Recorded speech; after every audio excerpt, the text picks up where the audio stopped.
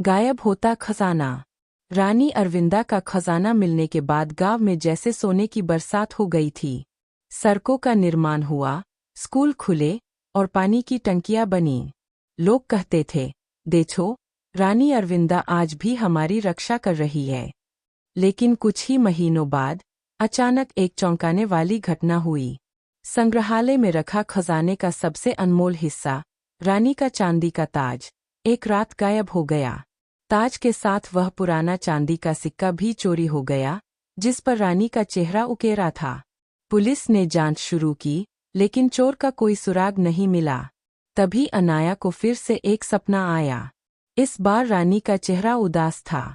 अनाया, वह ताज और सिक्का मेरी कहानी की आखिरी कुंजी है। अगर वे गलत हाथों में गए, तो मेरे राज्य का असली रहस्य हमेशा के लिए खो जाएगा। अनाया को समझ आ गया कि यह चोरी कोई साधारण चोरी नहीं है। उसने संग्रहालय की पुरानी सुरक्षा फुटेज देखी। धुंधली सी रिकॉर्डिंग में उसने देखा कि एक आदमी रात के अंधेरे में संग्रहालय में घुसा, लेकिन अजीब बात यह थी कि वह सीधे उस कांच के केस तक पहुंचा, जैसे उसे पहले से पता हो कि ताज कहाँ रखा है। जांच करते करते अनाया को पता चला कि वह आदमी एक अंतर्राष्ट्रीय कलाकृति तस्कर था, जिसका नाम इमरान खान था। लेकिन सबसे चौंकाने वाली बात यह थी कि इमरान के पास रानी अरविंदा के समय का एक पुराना नक्शा था, जो महल के नीचे किसी गुप्त कमरे का रास्ता दिखाता था। अनाया को एहसास हुआ कि यह चोरी सिर्फ ताज की नहीं, बल्कि उस गुप्त कमरे तक पहुंचने की चाबी की है। और अगर इमरान वहां पहुंचा, तो शायद रानी का असली खजाना, कुछ ऐसा जो इतिहास बदल सकता है, गलत हाथों में चला जाएगा।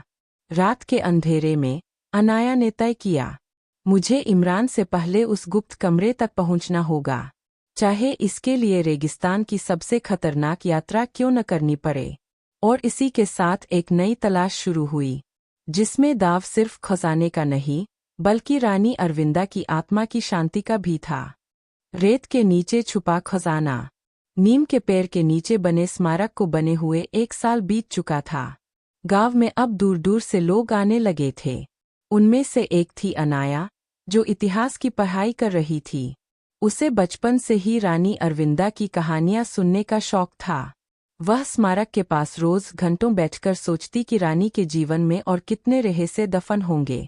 एक रात, जब रेगिस्तान में आंधी चल रही थी, अनाया को एक अजीब सपना आया। उसने देखा कि लाल घूंघट वाली एक स्त्री उसके सामने खड़ी है, हाथ में वही चांदी का सिक्का लिए। उसने धीमी आवाज में कहा, अनाया, मेरा एक और राज अभी भी रेत के नीचे सो रहा है।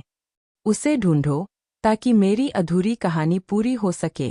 अगली सुबह अनाया ने तय कर लिया कि वह इस रहस्य को सुलझाएगी। वह पुराने महल के खंडहरों में गई, जहां अब सिर्फ टूटी दीवारें और रेत का लेर था। वहां उसे एक पत्थर की दीवार पर हल्की सी उकेरी हुई आकृति दिखी, एक नीम का पेड़, और उसके नीचे पानी का घड़ा। अनाया को समझ आ गया कि यह कोई निशानी है। उसने गांव के कुछ लोगों की मदद से उस जगह की खुदाई शुरू की।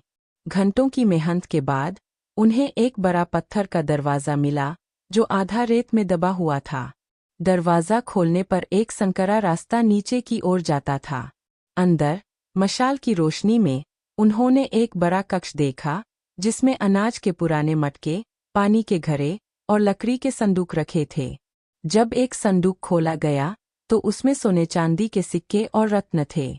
साथ ही एक और चिट्ठी थी, जिसमें लिखा था, यह खजाना मेरी प्रजा का है। जब भी राज्य पर कठिन समय आए, इसे जनता की भलाई के लिए इस्तेमाल करना। यह खबर पूरे देश में फैल गई।